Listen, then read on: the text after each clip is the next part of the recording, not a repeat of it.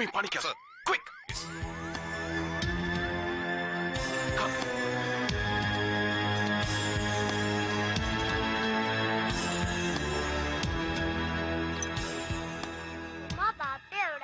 ബാപ്പ വരും മോളെ. Laila, be quick. നമ്മൾ എങ്ങോട്ടാണ്? സാറിന്റെ തിടുക്കവും ഭീതിയും കാണുമ്പോ എനിക്ക് വല്ലാത്ത പേടി തോന്നുന്നു. പേടിക്കണ്ട, ഞാനല്ലേ കൂടെ ഉള്ളത്. വരൂ. സത്യം പറയണം, മുഹമ്മദ് എവിടെ? ഒക്കെ പറയാം. Come on.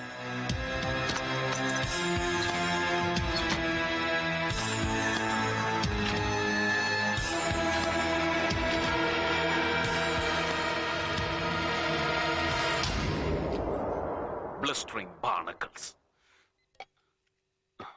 Useless blinker. ശമ്പളം വാങ്ങി ഞൊട്ടി തിന്നിട്ട് ജോലി ചെയ്യാതെ സെൽഫ് ഡിഫൻസ് നോക്കിയ സ്കൗണ്ടറൽ. സാർ ആരെ പറ്റി പറയുന്നു? എന്നെ തന്നെയാണോ? ആ പൗലോസ് അച്ഛന്റെ ബോഡി കണ്ടപ്പോ ആ മൊമെന്റിൽ അവനെ പൊക്കണമായിരുന്നു. ഷെട്ടിയെ ഭാര്യയും കൊച്ചിനെയും പുന്നരിക്കാൻ ആളിനെ വിട്ടു ആദ്യം. അവരുടെ സേഫ്റ്റി ആണല്ലോ പ്രധാനം. അത് നന്നായില്ലേ സാർ? അതുകൊണ്ട് അവരെ സേഫ് ആയിട്ട് താഹിർ സാബിന്റെ അവിടെ എത്തിക്കാൻ കഴിഞ്ഞില്ലേ? അതിനല്ലേ കഴിഞ്ഞുള്ളൂ. ഷെട്ടി രക്ഷപ്പെട്ടില്ലേ? എവിഡൻഷ്യൽ വാലിഡിറ്റിയുള്ള ഒരു കടലാസ് കഷ്ണം പോലും അവശേഷിപ്പിക്കാതെ. റാസ്കൽ. ഒരു യൂസ്ലെസ് റെയ്ഡ് നടത്തിയ നമ്മളൊക്കെ വിഡ്ഢികൾ. എന്താണോ കണ്ണും ഒന്നും കാണില്ലേ? സോറി സാർ, ജയിലറുടെ മെസ്സേജ് ഉണ്ട്. ചക്രമണി അവിടെ തന്നെ ഉണ്ടെന്ന്. No, never. ആ ഇഡിയറ്റ് ലൈനിലുണ്ടോ? ജയിലർ വേണമെങ്കിൽ കണക്ട് ചെയ്യാം സാർ. വേണ്ട വേണ്ട സാർ, ചക്രപാണി ജയിലിലുണ്ടെന്ന് ജയിലർ തന്നെ ഉറപ്പിച്ചു പറഞ്ഞ സ്ഥിതിക്ക് നമ്മൾ എന്തിനു സംശയിക്കണം സാർ? സാർ, ആ പൗലോസ് ഒച്ചനെ പോലെ ഒരു നിസാറിനെ കൊല്ലാൻ എന്തിനാണ് ചക്രപാണി? സാർ, ആ കൊല നടത്തിയത് ചക്രപാണി തന്നെയാണെന്ന് ഇത്ര ഉറപ്പിച്ചു പറയാൻ എന്താണ് കാരണം? നമുക്ക് എവിഡൻസ് ഇല്ലല്ലോ. പൗലോസ് അച്ഛന്റെ പോസ്റ്റ്മോർട്ടം റിപ്പോർട്ട് വായിക്കേ. മൂർച്ചയേറിയ നീളമുള്ള ആയുധം കൊണ്ട് കഴുത്തു മുതൽ നെഞ്ചിലൂടെ ലങ്സും ലിവറും ഡയഫ്രോം കട്ട് ചെയ്ത് വിസറയിലെത്തി നിൽക്കുന്ന ആഴമേറിയ മുറിവ്. Close it and read this. Sir, ഇതാ റോയി അലക്സിന്റെ പോസ്റ്റ്മോർട്ടം റിപ്പോർട്ടല്ലേ? യാ. കോസ് ഓഫ് ഡെത്ത്, മരണകാരണം വായിക്കേ. നായ്ക്കളോ അതുപോലുള്ള മൃഗങ്ങളോ ഏൽപ്പിച്ച ആഴമേറിയ മുറിവ്, അതേ തുടർന്നുണ്ടായ bleeding. Anything more? Nothing sir. Dog bite. It's a close file. Reopen it. Take page number 7. Postmortem നടത്തിയ ഡോക്ടേഴ്സ് പോലും നിസ്സാരമായി തള്ളിയ പേജ് നമ്പർ 7 വായിക്കേ.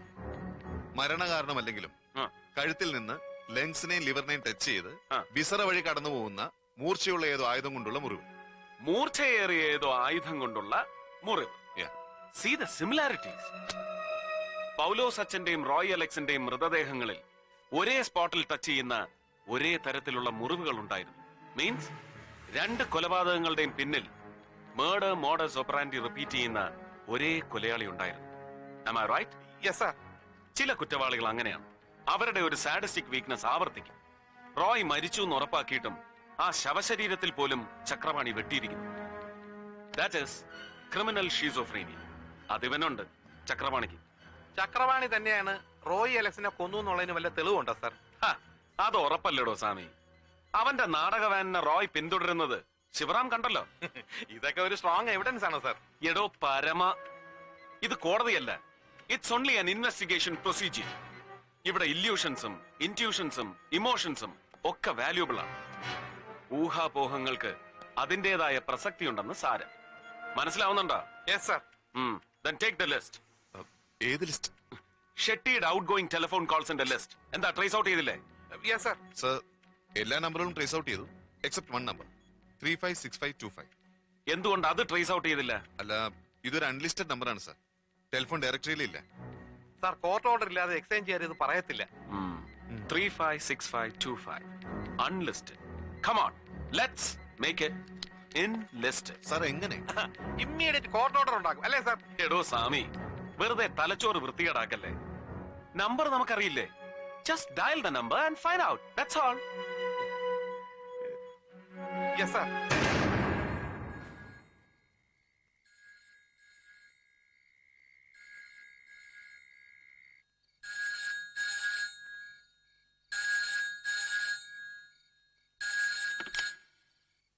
ഹലോ സാറേ, ഞാനാ ബഷീർ. ബഷീറോ? നീ ഇത് എവിടെ നടാ പോയി? ഞാൻ എന്നാലും എന്റെ ചെറുക്ക, നീ ഒരുമാതിരി മറ്റേടത്തെ മുങ്ങലല്ലേ മുങ്ങിയത്? നിന്നെ കാണാനില്ലെന്ന് കണ്ടപ്പോഴേ മൂപ്പര് ചക്രപാണിയെ ജയിലിൽ നിന്ന് വരുത്തി പൗലോസച്ചനെയും കാച്ചിയിട്ട് സകുടുംബം മുങ്ങി. എന്നെ പോക്കണം കേടാ മനുഷ്യനെ. ഉള്ള വേണ്ടാതിനല്ല ഫോണിൽ കൂടെ വിളിച്ചു കൂന്നേ. അത് നേരാ. എന്നാ വേണ്ട, പറഞ്ഞതിങ്ങി എടുത്തിരിക്കുന്നു. നീ ഇപ്പൊ എവിടുന്നാ? മുതലാളി എവിടെ ഉണ്ട് സാർ? അത് കൊള്ളാം. അതങ്ങനെ എന്നോട് പറയൂ. ചക്രപണിയോ? അതൊക്കെ ആലീസിന്റെ ഡിപ്പാർട്ട്മെന്റാ. നീ ഇപ്പൊ എവിടുന്നാ അത് പറ. ആ പുളുന്തൻ SP ഭ്രാന്ത് പിടിച്ച് നിന്നെ തപ്പി വിരണ്ട് നടക്കുക. അവന്റെ കയ്യിൽ ചെന്ന് പെടുന്നതിന് മുമ്പ് നീ സ്ഥലം പറ. ഓവർബ്രിഡ്ജിനടുത്താ. അവിടെ തന്നെ പതുങ്ങിക്കോ. ഞാൻ ദാ എത്തിപ്പോയി.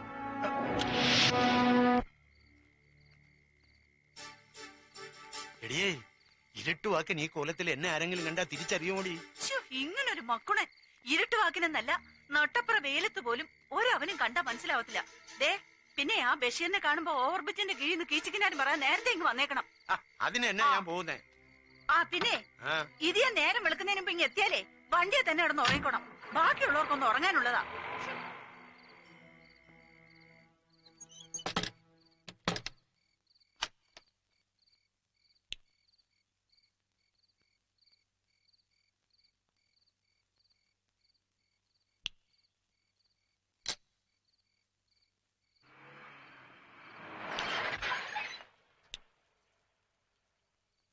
വടക്കോട്ട് പോയും ദേ വരുന്നു. പിന്നെ നല്ല ഒന്നാന്തര ആമ്പർന്നോമാര് പാലയിലും രാമപുരത്തും ഉണ്ടായിരുന്നു എന്ന് പറഞ്ഞിട്ട് എന്താ കാര്യം?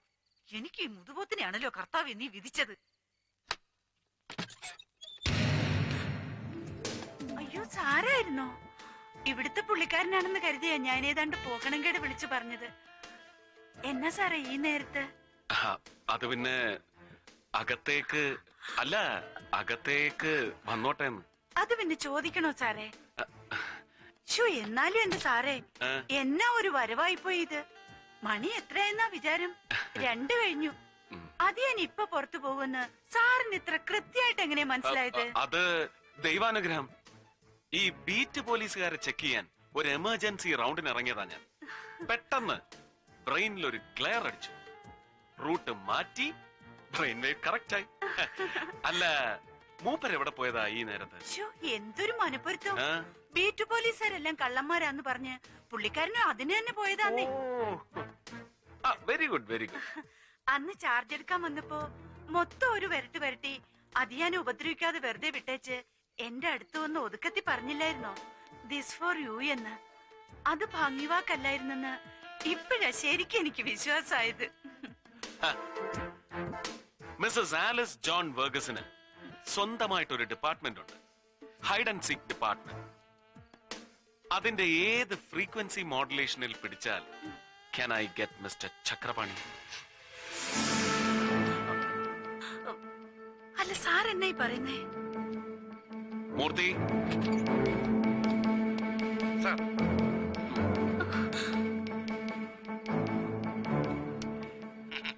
അതൊക്കെ ആലീസിന്റെ ഡിപ്പാർട്ട്മെന്റാ. നീ ഇപ്പൊ എവിടുന്നാ അത് പറ. അത് പറ, എവിടുന്ന്? അതങ്ങ് പറ മോളെ.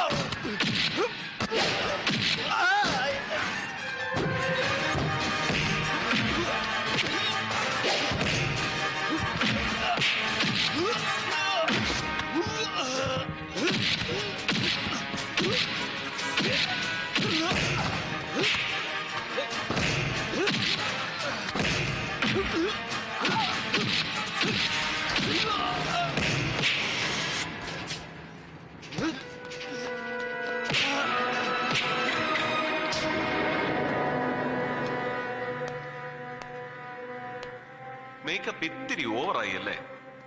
ഇപ്പൊ തന്റെ മുഖം കണ്ടാൽ ഒരു ടഫ് ഫിസിക്കൽ എൻകൗണ്ടർ കഴിഞ്ഞ ലക്ഷണമേ ഇല്ല അല്ലേ? സി മിസ്റ്റർ ചക്രപാണി, ദാ ഈ വീഡിയോ ക്യാമറയും തന്റെ കെട്ടിയൊരുങ്ങലും ഒക്കെ just for our association sake.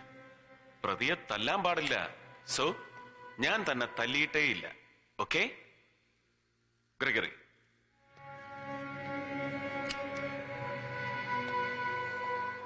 ജാമ്യം ലഭിക്കില്ലെന്നും ശിക്ഷ ഉറപ്പാണെന്നറിഞ്ഞിട്ടും റഹീം ഹാജി കൊലക്കുറ്റം ഏറ്റെടുക്കാൻ നീ എങ്ങനെ ധൈര്യപ്പെട്ടു?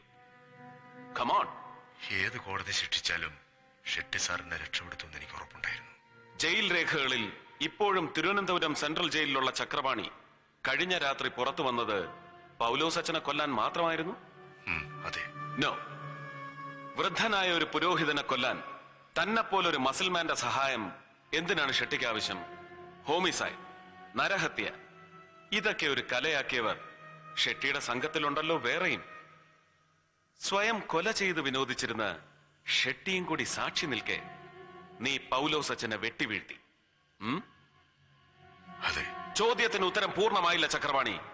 അതിനുവേണ്ടി മാത്രമായിരുന്നോ അയാൾ നിന്നെ പുറത്തു കൊണ്ടുവന്നത്? അല്ല. പിന്നെ? Come on, continue. എന്നെ രക്ഷപ്പെടുത്താനായിരുന്നു. ഹൗസ് ബോട്ട് എന്നെയും കൊണ്ട് അഴിമുഖത്തെത്തുന്നതും കാത്ത് ഷെട്ടി സാറിന്റെ പത്തേമാരി അവിടെ ഉണ്ടാവും. അവിടെ ഷെട്ടി ഉണ്ടാവുമോ? ഇല്ല. ബോട്ടുകാരെന്നെ കൊളംബോയിലെത്തിക്കും. അവിടുന്ന് ഒരു കള്ള പാസ്പോർട്ടിൽ സിംഗപ്പൂർക്കും. സിംഗപ്പൂരിൽ എന്ത് ചെയ്യണമെന്ന് സത്യമായി എന്നോട് പറഞ്ഞിട്ടില്ല സാർ. കഴിഞ്ഞ സെപ്റ്റംബർ 18 നിന്റെ നാടകവണ്ടിയെ പിന്തുടർന്ന റോയ് അലക്സിനെ എന്തിനു കൊന്നു, എങ്ങനെ കൊന്നു?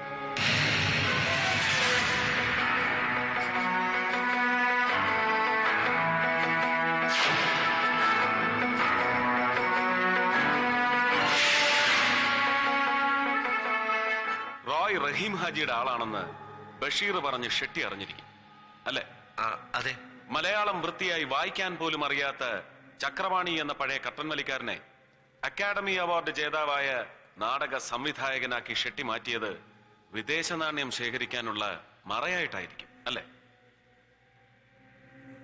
ധാരാളം എക്സ്പോർട്ട് ബിസിനസ് ഉള്ള നരേന്ദ്ര ഷെട്ടിക്ക് വിദേശ നാണ്യത്തിന് യാതൊരു ക്ഷാമവും ഉണ്ടാവില്ലെന്നറിയാം. എന്നിട്ടും ബാങ്ക് റേറ്റിലും വളരെ ഉയർന്ന തുക കൊടുത്ത് ഡോളറുകൾ വാങ്ങിക്കൂട്ടി പുറത്തേക്ക് കടത്തിയിരുന്നത് ആരാണ്? ഞാനാണ്. എങ്ങനെ? പത്തേമാരി വഴി. എവിടെ? കൊളംബോയിലേക്ക്. അവിടെ ആരെയാണ് പണം ഏൽപ്പിക്കുന്നത്? ഷെട്ടി സാറിന്റെ ഒരു ഏജന്റിന്. ഷെട്ടിയുടെ എക്സ്പോർട്ട് ബിസിനസ് ഒക്കെ ആഫ്രിക്കയിലാണല്ലോ. എനിക്കറിയില്ല സാർ.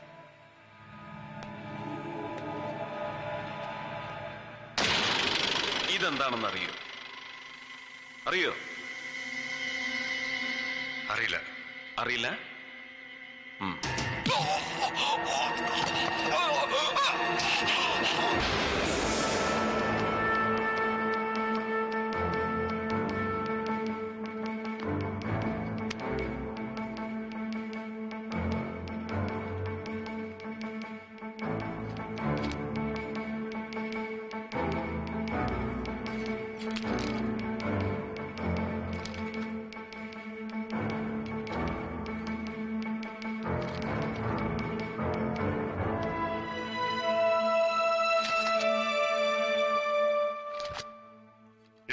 ഷോക്കിംഗ് എവിഡൻസ് ഉള്ള എഫ്ഐആർ ഇന്ത്യയിൽ ഒരു പോലീസ് സൂപ്രണ്ടും ഒരു മുഖ്യമന്ത്രിക്കും ഇതുവരെ സമർപ്പിച്ചിട്ടുണ്ടാവില്ല.